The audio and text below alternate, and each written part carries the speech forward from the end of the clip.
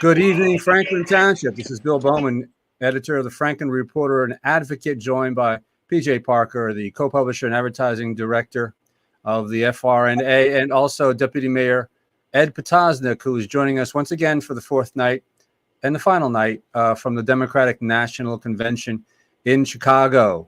And he's very kindly muted himself, his phone, because it is quite raucous there right now. As you can imagine, if you did watch the ending of the convention and presidential nominee Kamala Harris's speech, people are hooting and hollering and I guess breaking balloons. So Ed, you can unmute yourself. All right. Well, it's great to be here. Thank you for your patience. Sure. So, what's the mood there right now? What's the feeling in the air right now? It's a pretty big celebration. I came over here to the Texas section because they were kind enough to make a little bit more room than over in New Jersey where things were getting a little jammed up. But it's a party. I don't know if you can see around. Balloons are still going up in the air. Confetti is flying. Smiles from ear to ear. What was a tired crowd after the fourth day of, the convention is now an energized crowd as never before. I think everybody's ready to just, run a marathon for election day. Anything you want to know, Peach? I'm really distracted to try to formulate a question with whoever is screaming in the background, but I understand the zeal and I understand the absolute unbridled joy in what's happening out there. There didn't seem to be an avenue that went unaddressed, and I'd like you to comment on that, Ed. But I will shamelessly self-promote. I'm wearing white, and there was a surge of white with women voters at this convention, which had nothing to do with the politics of it except to get out the vote. This white is symbolic of the suffragettes who fought for the rights of women to vote well over 100 years. And that is going to be the critical difference, Franklin and beyond. We can be impressed. We can be charged up. We can hope for the promises to be kept from whomever is making these promises. But if we do not vote and exercise our right to agree or disagree with the promises that have been made, it's on us. Our job now is to get out and vote and get out the vote. So, Ed, tell us more of what you felt was happening today. Where did you feel your heart was most stirred? I think for me, it's similar to yesterday when we got a chance to learn about Governor Tim Walz and his story. Having the pieces put together about Kamala Harris and her family and her upbringing and the commitment that she's had over the course of her career to working for the people and making sure that we're working for everyone and all people, regardless of, any specific thing. I mean, they talked about it early in the convention. When there's a fire, you don't ask what the political registration is, or if they have a cat and they live alone and they never have a kid, you still rescue them. Or if you're a dog lover, or if you're married and you have children, if you have a disabled person, you're living with a senior citizen or living alone, that we watch out for everyone. Mm-hmm. And it reminds me a lot of President Barack Obama. We know there aren't red states or blue states in the United States. That's very much the feeling today. When you have Republicans coming to a convention that's a Democratic convention, could feel a little icky. There was a big embrace. Each time Republicans who had worked in the Trump administration were coming back to support Kamala Harris and Tim Walz. And I think, look, yes, every day I've talked to you, we're about the same distance.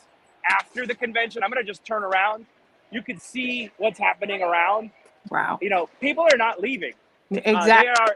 They are celebrating. They're partying. This is our last night together. They're reminiscing. Mm-hmm. It's pretty incredible. By this time, the hall was about empty in the past, and I could, just walk around and, it's very peaceful and quiet. So I apologize for the background noise, but I don't apologize for the excitement. No, it's fine now. It just got a little difficult to hear you, but it's fine now, and the excitement is totally welcome. So we're just so thrilled that you're there and that you can tie Franklin Township as deputy mayor right into the heart of the Democratic National Convention. I mean, it's just it's such an honor to have this representation. So we appreciate you there. And I did ask the other Franklinites. Commissioner Chanel Robinson had already taken a plane home. I didn't realize that she had left. Rich Rogers, we weren't able to meet up. Once you exit, you can't come back today. Oh, wow. And I guess there's parties on the floor, so people are sticking around. So you can't go to the bathroom, you can't get a glass of water. They're going to close this lower area off. And same thing, Ron Jordan is in another area. He wasn't able to come down. We had 4 folks from Franklin represented here at the convention, making sure we can bring home the energy and also the message that, Kamala Harris is fighting for us. She's looking out for everyone. And, we invite everybody, Democrats, Republicans, Independents, to get involved in the campaign. This is a highly consequential election. I don't think we should go back to Donald Trump. That was 4 disastrous years. We have a chance to move forward with a new, fresh future that she brings in Tim Walz, with kind people that care about us. And I'm excited about that. Right. It is definitely an us principle that's operating here at the Democratic Convention. Ed, can you see the question on the screen? It's from Mayor Kramer, and he asks, "What do you think of Leon Panetta?" Or what did you think of Leon Panetta? I guess he meant his speech. I think it was a very wise speech. I mean, he has a lot of experience. He served in a number of administrations. The house here, the stadium, was very quiet, sort of hanging on every word as he outlined, our international affairs and how much the United States of America is leading the world and how much the world counts on us. And back to a rising tide lifts all boats.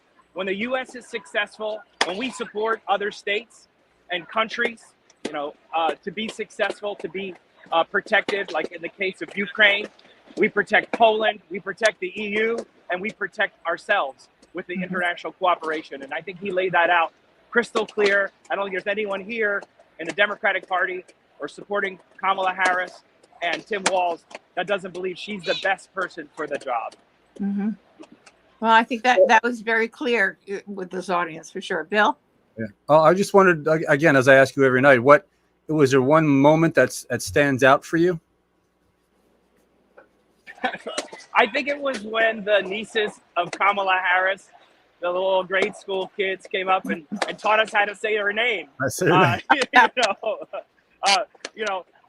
I think I knew how to say her name, but I think I learned it wrong. And as a person who's dyslexic, it's really hard to relearn a name. So, every time I think of her name, I actually think of a button I saw, which is a comma and then a la. Right. And so I thought that was a really heartwarming human experience for all of us. It's like, it's okay you don't know how to say someone's name, but you should learn how to say it right. And then make sure you practice it and get it right. That's a sign of respect. Just like if you use someone's proper title and you look them in the eye, that's what Americans do. Whether we see and agree on every single issue, we respect each other for the positions that they're in. And that the name is the most important aspect of making a connection with someone. And so I thought that met the moment. There is confusion. It helped people have a way, like, I used to do when I was a school teacher, to remember. And I hope that it helps people feel comfortable saying her name and pushing the button, twisting a lever, filling the dot, however they're going to vote for Kamala Harris. Exactly. Okay. So, I'm sorry, Peach. Mayor Kramer has another question. I'm honestly impressed that he's up this late.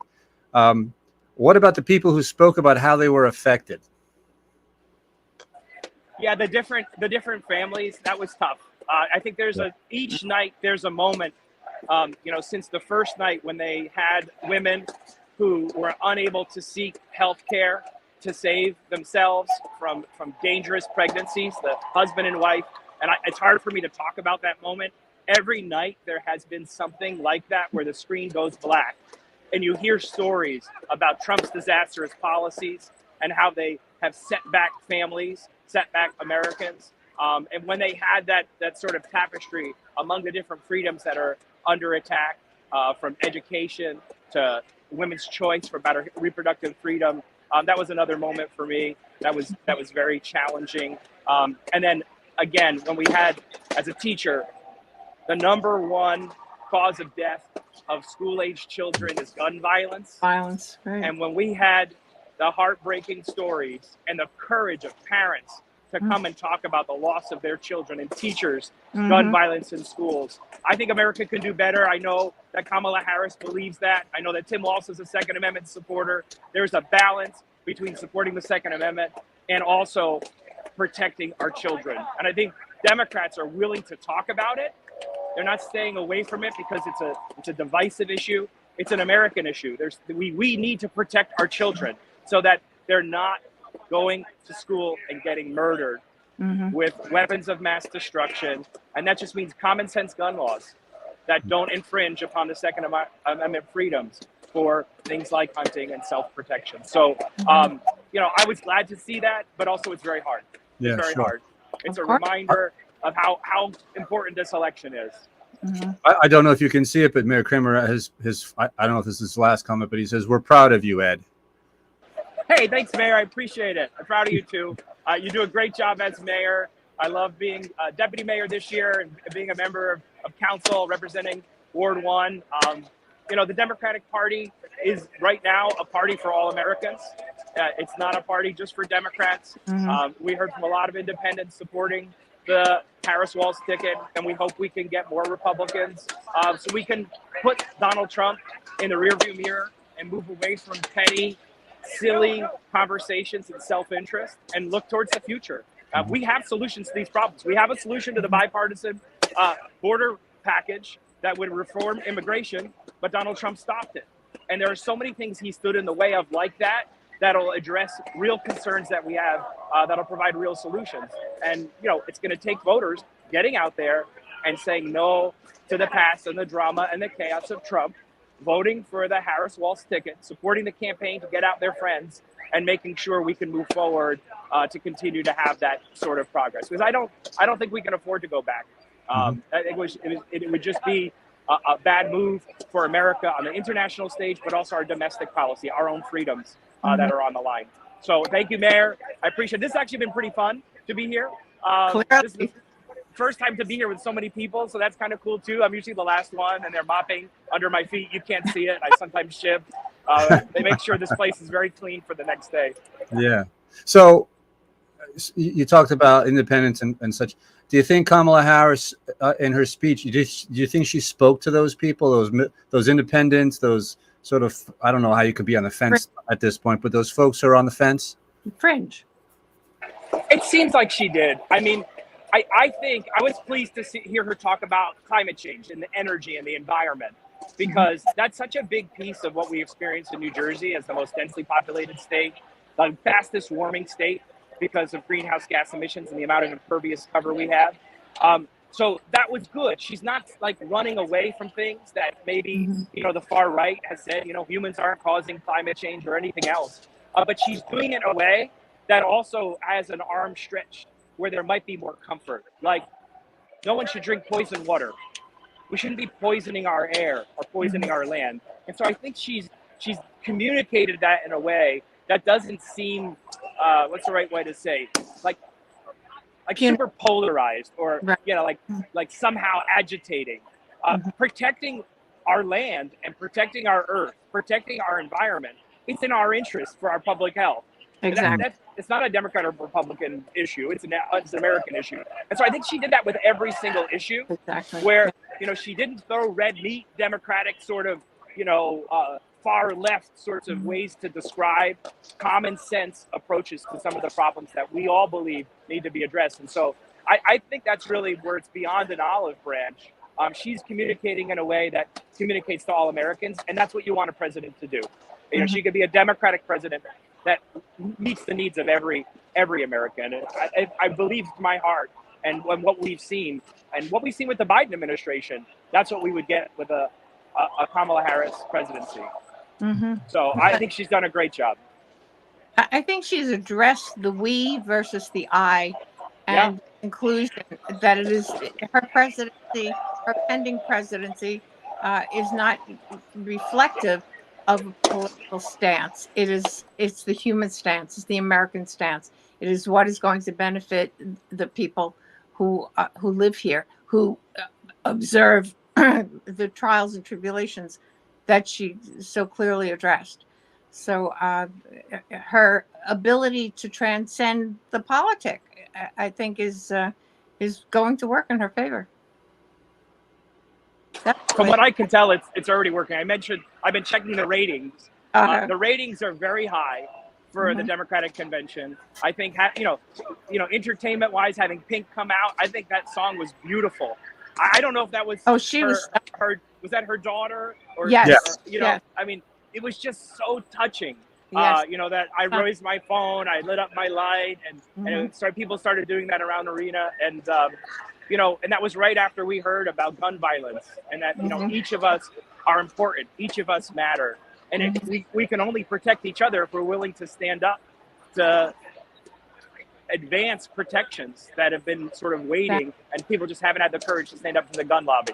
So she's going to do that. She's talked about it. She's done that as a prosecutor, and it takes some tough as nails, folks to do that, and likely a Democratic House and a Democratic Senate to join her in that, because we have not seen that, a bipartisan effort to instill the kind of protections for our children. So it was just a great night.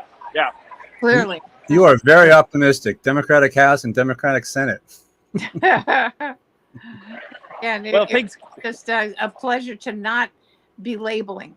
And that was the message that I received from her tonight, that the labels are just unnecessary, that we're all in this as Americans, and she's going to serve America. And not under the label that she is a Democrat and you're not, but one's actions and one's values are what determine her actions. And that was very clear. Yeah. We'll see if she wins.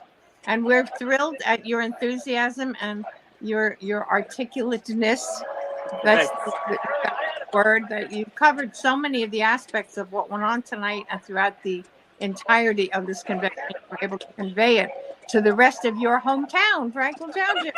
Well, I'm happy to do it. I got more sleep last night, so I think that helps. But I still don't think I can do the alphabet backwards. So Ed, you're a musical guy. You're a musical guy, and this convention was noted for its musicality. What musical acts stood out to you over the course of the 4 days? Well, you just did say that Pink was really effective. Yeah, I think that, to me, maybe it's like, I always say in theater, you remember the first thing, the last thing, the best thing, and the worst thing. And I don't think when I'm saying Pink was the best performer, it's a chagrin to anyone else. But every performance was a little different. I think Pink's performance and the build-up to the message that we're going to stand up and reduce gun violence and protect our children was the most effective to me, and also very beautiful. That doesn't mean the Star Spangled Banner tonight wasn't beautiful. By the Chicks, yeah. Yeah, they did a great job. Formerly known as the Dixie Chicks. Yeah, I was like, oh, it's the same ones. I thought the DJ tonight was great. I thought the DJ on the roll call was amazing. They brought in not all the piped music for the 50 states, which they needed to pay for, needed permission for. And, they had to get agreement from all those artists, sort of a difference from the Trump campaign. Or people are saying, don't play our music. It tells you something, right? It sends a message. And I thought it's been great. It's been like a party. I'm like, oh, there's a DJ tonight. Then boom, the DJ's gone, and then we have bands and they're playing. There's still a live band up there. It's cool. Oh wow! I thought Patti LaBelle was pretty great. I don't know what day that was, but I think she might have been the first day. I think I missed Patti LaBelle. Okay, no, she was. But as a musical lover, I that one might have stuck out more than. I do have to grab a sandwich once in a while. Yeah. Once in a while. That's a good thing for you. We have another watcher. Oh, it's Mayor Phil Kramer. Hey, Mayor. He's the only. The balloon drop impressive. Yes, we have more than him, but he's the only one who's brave enough to ask questions. Yeah, he wants to know if the balloon drop was impressive. It was, but I don't know if it was the anticipation of spending 4 days looking up at the balloons and waiting for them to drop and thinking as soon as she ended they would drop. And then they didn't. They had that fake confetti on the screen, and then the family came. And I'm wondering, why is there some sort of security problem? And they're going to hold back the balloons. And I came all this way. I slid here under this balloon, and it would never come down. And then slowly the balloons came, and slowly the balloons came. So they know a lot about how to do this, because they obviously know like the crowd is still full. And you know, Wow. part of creating that drama and that excitement and that crescendo has to be with slowly releasing the balloons. I guess one color at a time, one size at a time, and then finally dropping tons of confetti. So another tradition that happens is people remove their state sign from these poles on the very Okay. last night, and then usually the state delegation leader brings it home. And so Texas just took down its sign, and the Wow. other folks down here, they were sort of cheering them on, and that's been happening sort of in the background as well. So Wow. That's It cool. was just such a visual fest with not only the balloons, but all the vertical signs with all the names and people so jubilantly just raising them and lowering them, and just the enthusiasm and the excitement and the hope. yeah, That a lot of was just- a lot of signed choreography. Yeah. It was wonderful. Yeah. It really was wonderful. Yeah. But the chants and the cheers are not choreographed. You know, all No. that stuff is very much just what's in people's hearts. Yeah. Okay. That's it. I think we did. We saw so much heart there. Yeah. That was So I guess you heard, or you were there. You saw when Tim Walz went up, and his son Gus Yeah. got all emotional. Okay? Yeah. Got all emotional and stood up and clapped and was crying, and that's my dad. And Mhm. apparently, Ann Coulter and Dinesh D'Souza saw fit to attack him for that. Yeah, I heard about that. Was there any talk on the convention floor about that today? You know, I heard about when I got here. There wasn't talk about it earlier in the day, and I think it's so shameful. You know, it shows you that the Republican Party has gone so far to tear down others, that to not be accepting of a child in their love for their father, no matter what their cognitive ability, or if they're neurodivergent or anywhere like that, just the love of a child for their father and the excitement. To shameful to go there and do that. And I hope that people call them out on that, knowing that that is a unfiltered response from an individual who is not turning down the dial as part of their sort of way that they operate and move through the world. Mhm. And that's okay, and we accept that. There was nothing, he didn't do anything bad. No. And so I say shame on them folks for retweeting that and sharing that. They need to be called out for that. Mhm. And I think we need to embrace everyone, and that's why like the Americans for Disability Act law is so important. So there's not steps everywhere. You have elevators. If you're not mobile, you can still go places. You can Mhm. still go to the theater. You can still go to the library. You can still go to school. Go to a convention center like this. I mean, come on, that is Yeah. so archaic, and I hope it bites them in the butt, because Well, shame yeah. on them. I know Coulter got slammed, and Good. it eventually took the post down. I don't know about D'Souza though. I don't know if he took his down or not. But, you're not talking about the best and the brightest with those two. Well, I'll talk, but I was in tears when I saw that. I didn't Yeah. think for a minute lot of that people there were. was anything terrible about what No, I it saw. I wasn't. thought it was beautiful. It No, was they- genuine. It they was were just- genuine. yeah. It was a heart moment. How do you And attempt to criticize something like that? It's just shameful. I read something that was written by I guess I don't know if he's a right wing left. I don't think he's a left wing radio host, but a radio host in Cody, stop. no, not Chicago, maybe Minneapolis. But anyway, he's a radio host, and he referred to him as a blubbering. He referred to Gus Walz as a blubbering bitch baby. Oh, for gosh, that's just I mean, inexcusable. what's wrong with these people? That's just inexcusable. Regardless of your political leaning, this No. kid's a human being. What is wrong with these people that he could say something like that? I know there was just no heart involved in that. Just I think wrong. it's vitriol. It's vitriolic. Exactly. It's totally inappropriate. I think it's fear that they're about to be exposed, and to pick on a child like that, it just belies any level of humanity and points out the absence of the humanity Mhm. that does exist, and it's just shameful. No excuse. And I'll add one more sort of angle to that. When we hear the words DEI this, everyone's like DEI that. It's the same sort of dig. It's the same sort of thing. When we're talking about inclusion, we're talking about acceptance. I Exactly. accept you for who you are, even if you're a different religion, or you're a different height, or a different ethnicity. If you come from a different country and have become a citizen of America, or have a different learning ability or communication style. And when I was a teacher, we strove to create an environment where everyone was accepted and included. It's not easy, exposure helps, but you have to train people. And I fear they just never were trained to be around people that were different and to accept them and embrace them for the gifts that they bring. And that makes me sad. And that's why they want to eliminate the Department of Education with Project 2025, because they don't understand that it adds to our country and makes us stronger and special. And Gus is as worthy as any one of us to be embraced and loved and included. And, that's why, some people are such big fans of Tim Walz, coach. The coach. Okay. So did you get to any of your seminars or workshops today? No.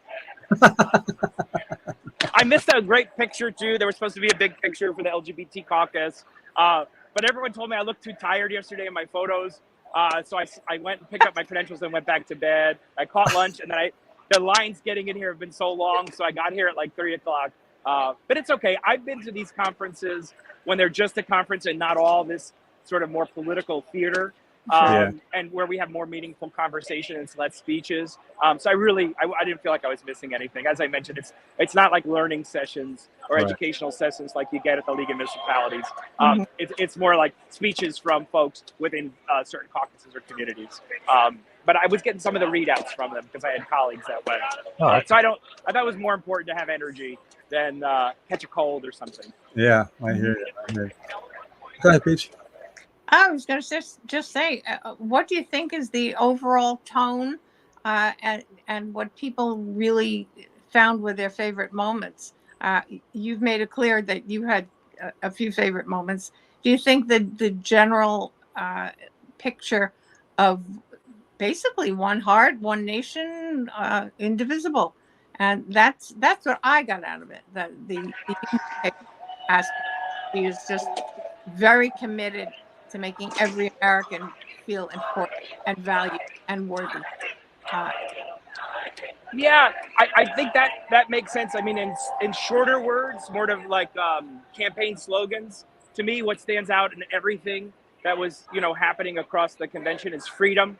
Democrats being the party of freedom, freedom on what books you read, freedoms on who you love, freedom for religion, freedom to associate, and freedom for your own reproductive choices between you and your doctor, and family planning, stood out to me.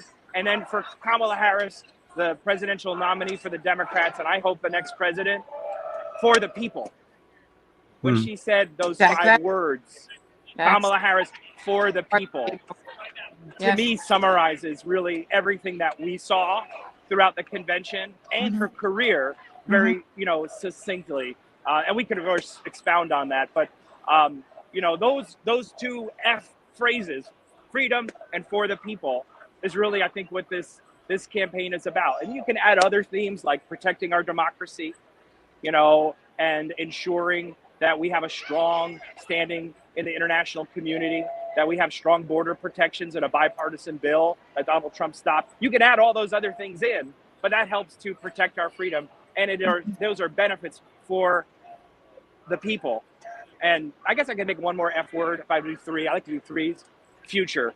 I thought she was very focused on the future. And when we say we're not going back, we're pointing out that we have a path forward with solutions. So those are the 3 F phrases, I think, for me, that stand out the most. Okay. I think it was just a glorious 4 days. And I think there is a big story that was told. So what do you think the impact is going to be on the opposing party? Well, we already see the meltdown. I mean, it's kind of ridiculous, but expected. So I think, as I mentioned, we didn't see Beyonce. We didn't see Taylor Swift. And I said I wouldn't be disappointed, and I'm not. Because I think we can't be knocked off what we know campaigns are about. And that is fighting to make sure people understand the difference in the candidates, and our work going forward. And what I think happens, or what we would hope that I can take back to Franklin and New Jersey and all of us, work to get more involved, do what Michelle Obama said, which is do something. If it's phone calls, if it's donating, if it's knocking doors, if it's calling your friends and family and talking to them about these issues, about the policy differences, like I was doing in the cab ride over, that's what we need to do. This isn't going to happen on its own. No. There's going to be a lot of mudslinging. There's going to be a lot of responses from the Trump campaign. He's going to try to distract and disillusion people, tear people down, all the same playbook he used against every single candidate, but worse against women like Hillary Clinton. And that's going to take men like me, neighbors, to stand up and get the truth out there. And so I would just implore everyone to, get in touch with the campaign, try to find out how you can help, what's appropriate. You're still going to need to do your things. You shouldn't stop your life and work only on the campaign. Although if you can, that's a great thing. I've done that before in my past and I've never regretted it. But little things add up. So if there's something you can do between now and Election Day, learn more about how you can do that, how you can get involved and really make a difference in this election so that we can fight for our future, for the people, and protect our freedom. Absolutely. And register to vote. If you have Absolutely. not already registered to vote, Franklin, and beyond, you can't just show up on Election Day or cast a mail-in ballot. If you are not registered, you must register to vote. Make sure that you do that. That's priority number one, because we can talk about it and make phone calls and theorize and castigate and chat about everything. The bottom line is it's all about the vote. So the mayor has another request. He wants you to comment on Adam, I think it's Kitzinger, saying that the Democrats are just as patriotic as Republicans.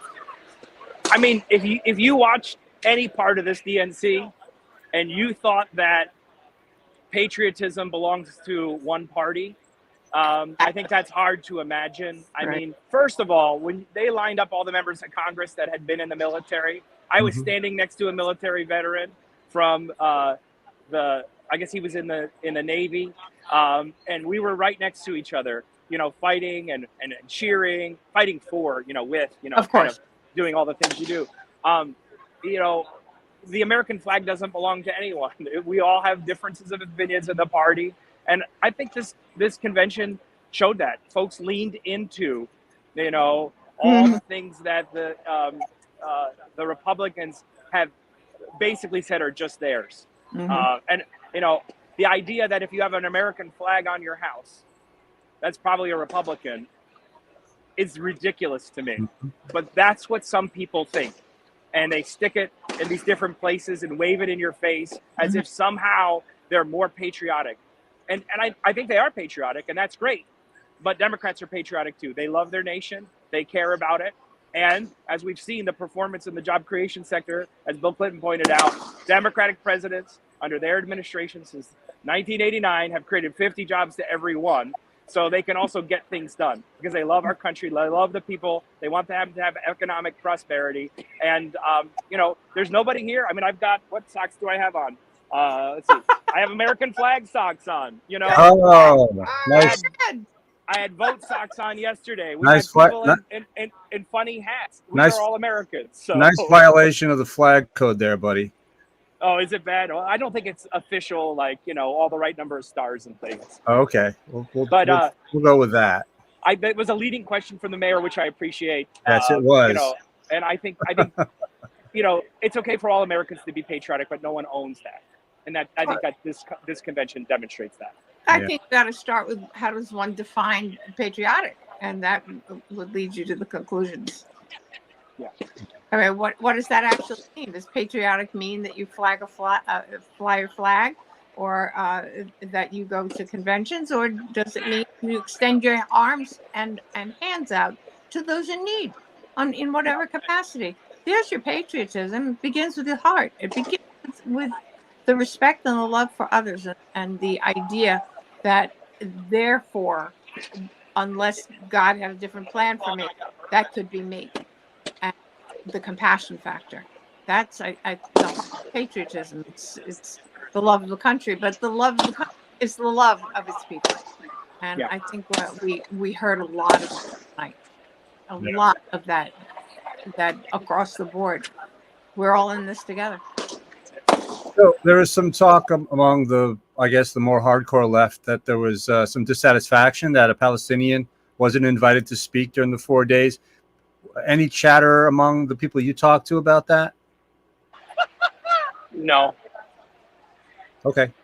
I mean, I think that, I want to say the president, Vice President Harris, talked very clearly about the Middle East, about a clear position, not a waffly kind of pointing fingers or anything else. Well, she said that they need to have a ceasefire. I think what those folks are more looking for is for the United States to stop sending bombs to Israel that they say are killing kids. Yeah, and she addressed that. She said she believes in Israel's right to defend itself from actions like they saw on October 6th. And was it the 7th? 7th, yeah, January 6th, October 7th.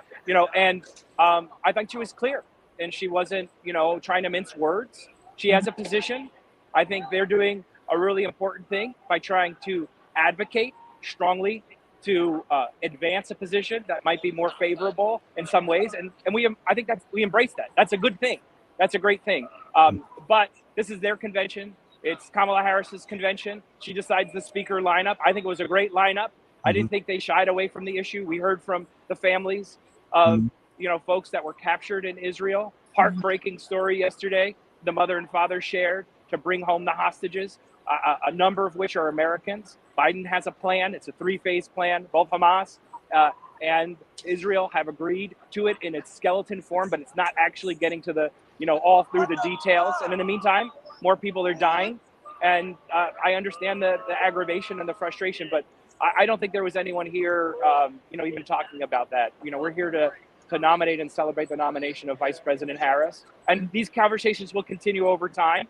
We need to protect the Palestinian people and make sure, and she said this, they have safety and freedom, as well as the Israelis. And she supports a 2-state solution, and that's her position, and she's crystal clear about it. All right. PJ, anything? No, I'm overwhelmed at the entirety of what happened these last 4 days. But today was just the stellar highlight. Obviously, you have it all in one person who is determined to make life as it should be. That there is equality in opportunity throughout the country, and she wants to make that happen. It's a big job. And that's a really ridiculous way to put that. But she knows what she's doing. She knows what's ahead. And I think tireless deal.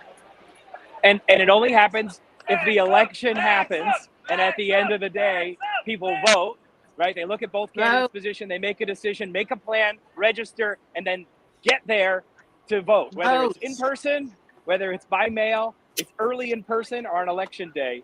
New Jerseyans have a lot of opportunities to vote, and this convention is meaningless if people don't vote. Exactly. We can talk and talk and talk. Now it's time to do. That's vote. Right. That's it. We know what's ahead of us. We've seen where the candidates stand. We know who is prepared to do what, and that's now it's our responsibility. Carry it out, make it happen. Yeah. Well, there you have it. So, all right. Any last words, Ed? Before you, I guess you're coming home tomorrow, are you? I come home tomorrow on the afternoon plane. Then I'll have to rest up to get back to work. Working on the campaign and getting back to the business of Franklin Township and my day job. So this has been a really fun opportunity. I think a historic time. I think I'll look back at this like I look back at 2008 with President Obama. Where were you when? And I remember being in what they called Mile High Stadium for his acceptance speech, and it'll be forever, on my mind tonight as well. I think it was very exciting. We have a historic opportunity to not go back to Donald Trump, but also to look to a future and break that glass ceiling to elect a woman who is not only competent, but is fighting for us. And I'm excited about it. Yes. It sounds like we're entering into a whole new era. Yeah. And it's about time. All right. White Franklin. Deputy Mayor Ed Potosnik, thank you so much for the 4 days for giving us your time like this. I know you had very long days. And who's that? And yeah, they're still. It's the rowdy. It's a very rowdy press corps. I don't know exactly. Oh, they're the press Sorry. corps. They've been hitting the Jack Daniels then. Anyway, we know there were four very long days for you, so really appreciate you taking the time at the end of every long day Thank you, Ed. to All right, thank you. To come and talk They to were you. just shouting press corps. I'm not exactly sure. There is no bar that I'm aware of either, so it's Oh, just that's too four bad. days of being in here together. So There's awesome. Thank you guys. I don't know. Thank I you, don't know. Ed. If, I don't know if you're a fan of the Thin Man movies with Myrna Loy and William Powell. You know what I'm talking about, Ed? No, Oh no. well, back in the 30s and the early 40s, they made about 5 or 6 of them, and William Powell was a detective, and the Thin Man came from the very first case that they showed. But anyway, and she's very rich, so they have a penthouse in New York City and everything, and they always throw these parties for people, and of course William Powell's friends, since he was a detective, they're sort of the Lefty Lefkowitz and all these other guys. So anyway, was one scene where the press is hounding him because they think he's going to be on this new case, and they're at his apartment door. They're in the hallway, and Myrna Loy turns to William Powell at one point. She goes, "How do I get rid of the reporters?" And he says, "Tell them we're out of gin." Okay. Well, that was my first thought too, but I'm looking and it doesn't seem like they have anything. They might actually be just dehydrated. All right. Thank you so much. We'll see you when you get back in Franklin, and have a safe trip home. Thank you for. Thank you guys. It's been fun. I appreciate it. Thank you. Deputy Mayor Ed Petazik, everybody. Good night. Good night. Thanks, Ed. Oh my God. I'm Wow. exhausted. It was an exhaustion that it was high involved. Whatever your political persuasion, you can't help but having been moved by her posture, the generosity of all the people. Yeah, I suppose so. For For the many people, but I- there's a segment of people on the other side of their aisle that I don't think are moved by this at all. And well, they that's won't publicly be moved necessarily. I don't- Interesting to see what the response to this entirety is from the Republican Party at this point. So it's freedom of choice. That's what we all are charged with to exercise from our own consciousness, our own hearts, and to do what's right, not just for we, but for the global we, the I factor. She so clearly addressed that. It's not about Kamala Harris. It is about Kamala Harris as Kamala Harris for the people. And if we can't trust that the president of the United States is going to be of that mindset, it's that would not be the United States of America. And I appreciated her commitment to all of the people in all of the glorious colors and walks of life. So it's going to be an interesting rest of the season. We're down to 75 days at this something point? like that, 74, 75. Yeah. Mayor Kramer has another comment. He says Bob LaCourte is the world expert on the Thin Man. And James Bond. And James Bond, definitely. Yes, I'll have to talk to. I didn't know Bob was an expert on the Thin Man. I'll have to trade lines. We'll have to annoy him into having a movie night of just the Thin Man. Really, just the Thin Man. We'll trade lines. Mayor Kramer, thanks so much for watching and for contributing. We appreciate it. Yes, and I know that. I know you wish you were there. We're happy that you joined us. Thank you, Mayor Kramer. Yeah.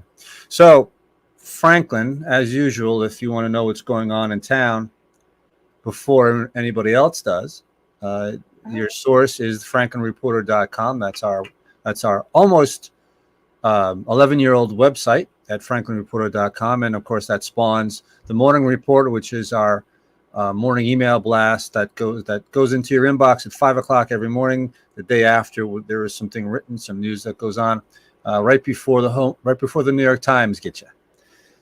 And if I could just jump in there for a second, when you are on the Morning Report and you click on to any one of the stories there, you get the rest of the story right back at franklinreporter.com, where you have the breadth of the entire website. Right. So you get the rest of the story. You get the snippet on the Morning Report, Plus, in that morning report, you get traffic reports as it is happening and the best fuel prices in the area as is the most recent offering. Yes. So it's the complete package. A number of people have said, oh, it's my alarm clock. I know my day is starting and I'm going to go to work feeling informed. I know what's happening in my backyard. There you With go. the Franklin Reporter and Advocate. That's the whole point. And then, of course, there's always the monthly digest, monthly newspaper, as its name implies, a digest of news in the month that's being covered, and also the Spanish language sister to that, Noticias del Mes, which is gaining in popularity among our Hispanic population in Franklin Township, which we were a little chagrined to discover a year or so ago was being largely ignored. So we're going to try and change that. If you feel so inclined, if you own a business in town and you would like to support the Franklin Reporter family of publications, the person to talk to is BJ Parker. And the way you get her, the easiest way to get her is ads at franklinreporter.com. If there's something going on in town that you see, or a topic that you think should be covered in the Franklin Reporter, or something that you see that you don't like, feel free to email me at editor@franklinreporter.com. We're also in several on several social media platforms. Obviously, if you're watching this, you're probably watching this on Facebook. We're at Franklin Reporter on Facebook. YouTube is the Franklin Reporter /videos, and that's where we're also live with our news hours. We're on the Insta. That's going to kick up, I guess, pick up in frequency, I guess, once we start covering high school sports again this year. Franklin_reporter_and_advocate, and also on the TikTok, Franklin_reporter. So that's that. Just one commentary about advertising. One of the greatest compliments that we receive on a regular basis is, you guys are everywhere. How do you get to so many events? And as a result, and we had a lovely live stream over the weekend with Nikki Tatum. If I can talk, who said to us, if it happens, we're going to find it in the Franklin Reporter and Advocate, on the website, or in the newspapers. We know that when it appears there, it's truth, it's credible, it's well explained, and it's a chronicle of what's going on in our community. When you are an advertiser in a vehicle such as that has garnered over the last 11 years, and it'll be 11 years next, August 29th. So it's August right 29th. around the corner. A week from yesterday. Years that we are, we're doing this. We're bringing Franklin to Franklin. And we do it because we love this community. We live here. And we want to bring whatever is going on in this community to your attention so that you are also aware. When you align in an advertising position in any one of our vehicles, you align with our reputation. And we've worked real hard to have the kind of reputation that we think we've achieved. So when you're with the Franklin Reporter, people automatically and subliminally perceive that you are a business of good repute, of excellent service and product for this community. So we invite you to take part of that. It's again, as Bill mentioned, the two newspapers that are out in over 60 locations in the community. The Franklin Reporter and Advocate website, which is franklinreporter.com, is seen on between 20 and 30,000 unique readers every single month. The email blast that goes out, we're kind of capturing where you like to receive your news. If you have any suggestions, any articles that you'd like to see, any ideas that you'd like us to explore, if there are events that you would like to talk about, helping us or helping you via us create some fundraising opportunities. There's so much that we can do. We are here. We're here. Our responsibility is to Franklin, for Franklin. Yep, very true. So we're going to wrap it up with that. Franklin Township, thanks very much for tuning in live, and thank you for watching the recorded or the archive video if that's what you're doing. And until then, until we see you again, stay safe, Franklin. PJ, say that thing that you always say. I always say, and we'll be back. See you.